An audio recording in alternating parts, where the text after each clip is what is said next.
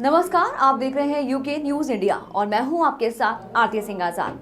रुक करते हैं खास खबरों की ओर। हरिद्वार के सिडकुल और अन्य क्षेत्रों के सैकड़ों उद्योगों के बंदी को प्रदूषण कंट्रोल बोर्ड के उस आदेश पर अग्रिम आदेशों तक उच्च न्यायालय ने रोक लगा दी है, जिसमें कंट्रोल बोर्ड ने प्लास्टिक मैनेजमेंट कानून के तहत उत्तराखंड की 1750 फैक्ट्रियों की एनओसी रद्द कर दी थी। इसमें हरिद्वार की 755 फैक्ट्रियां भी शामिल हैं। इस फैसले के बाद उद्यमियों ने राहत की सांस ली है। उद्योगपतियों ने फैसले को लेकर खुशी जताई है। उत्तराखंड प्रदूषण कंट्रोल बोर्ड ने 2 दिसंबर को एक आदेश जारी कर प्लास्टिक मैनेजमेंट से जुड़े उद्योगों की एनओसी रद्द कर दी थी। प्रदूषण कंट्रोल बोर्ड के खिलाफ उत्तराखंड के 7 बड़े संगठनों के एक दल ने न्यायालय में रिट दायर की थी।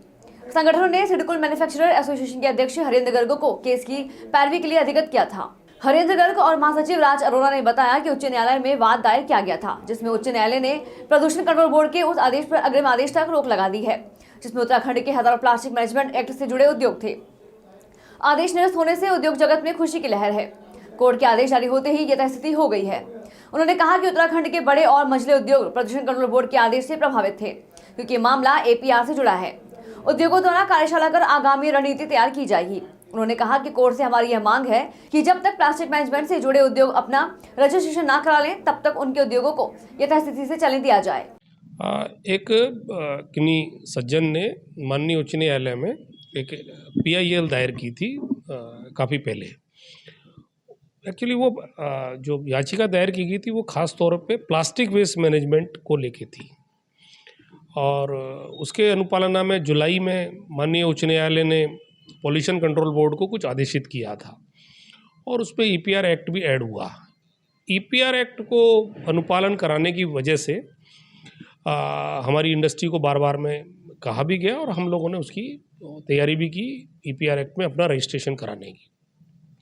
लेकिन शायद कुछ कन्फ्यूज़न की वजह से कहीं कुछ कम्युनिकेशन गैप हुआ, और माननीय उच्च न्यायालय ने पॉल्यूशन कंट्रोल बोर्ड को एक अवमानना मानते हुए उनके ऊपर कुछ आरोप जैसे तय किए। उसकी अनुपालना में पॉल्यूशन कंट्रोल बोर्ड ने 2/12 को एक आदेश निकाला, जिसमें उत्तराखंड के काफ़ी सारे उद्योगों की एनओसी निरस्त करने की कार्रवाई की गई।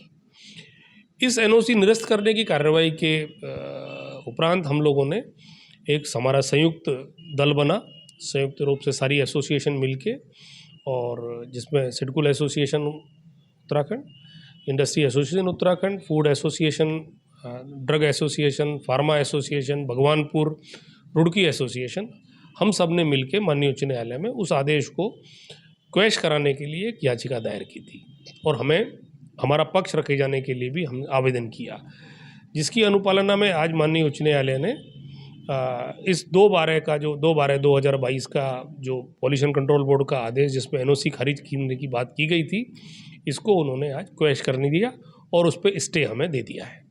अब अगली बैठक इसमें माननीय उच्च न्यायालय की अगली डेट 20 तारीख है, जिसमें हमें अपना पक्ष रखने की भी अनुमति है।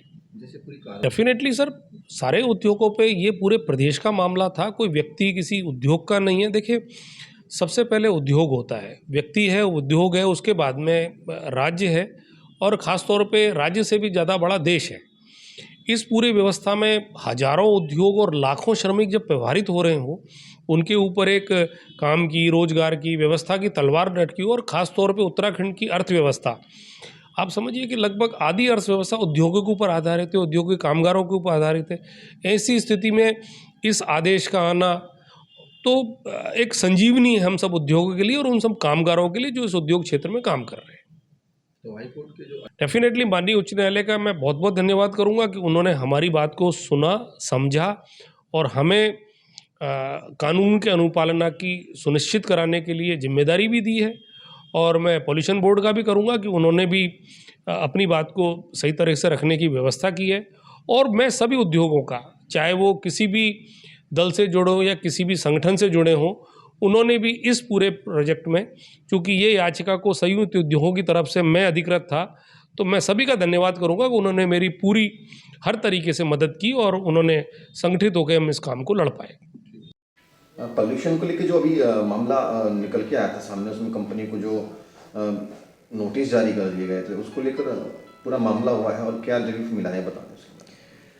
अभी माननीय उच्च न्यायालय द्वारा 20 तारीख तक हमें इन नोटिस पर रोक लगा दी गई है और हमें इंस्ट्रक्ट किया गया है कि 20 तारीख तक हम जो ये डॉक्यूमेंट्स अपलोड करने हैं पोल्यूशन की वेबसाइट पर रजिस्ट्रेशन की फॉर्मेलिटी के लिए वो हम कर लें। हमारा लेकिन इसमें ये कहना है कि चूँकि अभी का जो करंट सिनेरियो में जो उनका फॉर्मेट है, इसमें हर कंपनी को अपनी सभी इनवॉइसेस जो उससे रिलेटेड सेल्स और परचेज से रिलेटेड हैं उनको अपलोड करना है और ये इनवॉइसेस की संख्या 1200 से भी ज़्यादा है हर कंपनी के लिए, ज़्यादातर कंपनियों के लिए।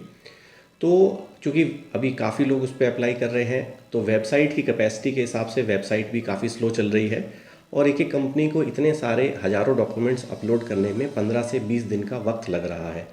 तो हमारा माननीय न्यायालय से और सरकार से ये निवेदन है कि ये जो टाइम लिमिट है इसको कम से कम 1 महीना बढ़ा दिया जाए ताकि हम सभी लोग ये जो डॉक्यूमेंट्स अपलोड हैं और रजिस्ट्रेशन की जो पूरी प्रक्रिया है उसको पूरा कर लें। अभी जो रिलीफ मिला है उसको लेकर क्या कहेंगे, मतलब क्या कहना चाहेंगे उसके लिए? देखिए, इसके लिए हम माननीय उच्च न्यायालय का धन्यवाद करेंगे कि उन्होंने हमें ये इंटरिम रिलीफ दिया है और इससे अभी हमारी फैक्ट्री चल पा रही हैं, अन्यथा ये फैक्ट्रीज हमको बंद करनी पड़ती। उसके लिए ना सिर्फ इकोनॉमिक लॉस होता बल्कि रोज़गार पर भी संकट पैदा होता। तो इस स्थिति में जैसे शेडकुल के जो कर्मचारी हैं या कंपनीज हैं वो तो प्रभावित होती, लाखों कर्मचारी भी प्रभावित होते हैं, तो सरकार के सामने इस तरीके की या किस तरह की बात रखी गई है कि कर्मचारियों के हित को देखते हुए या कंपनी के हित के देखते हुए जो आदेश आया है?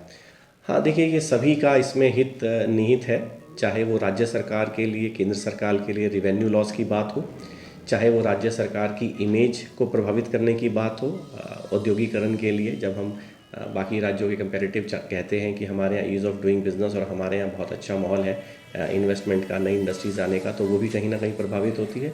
और मानवीय पहलू भी है कि लाखों लोगों के ऊपर बेरोजगारी का संकट भी पैदा हो सकता है। फिलहाल इतना ही। खबरों का सिलसिला लगातार जारी है। बने रहें यूके न्यूज़ इंडिया के साथ। नमस्कार।